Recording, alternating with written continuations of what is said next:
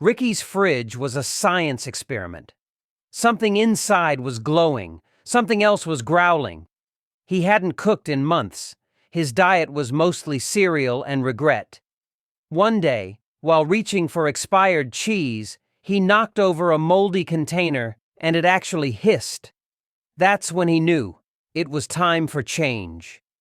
Armed with gloves, bleach, and a playlist called "You Deserve Better," Ricky scrubbed, tossed, and discovered a long-lost apple with a beard. By the time he finished, the fridge sparkled. Inspired, he meal prepped for the first time, learned to use spices that weren't just salt, and joined a cooking subreddit. Months later, Ricky hosted Dinner at Ricky's, and his guests raved over his lemon chicken. Morale? Sometimes your comeback starts in the most unexpected places, like the haunted depths of your fridge.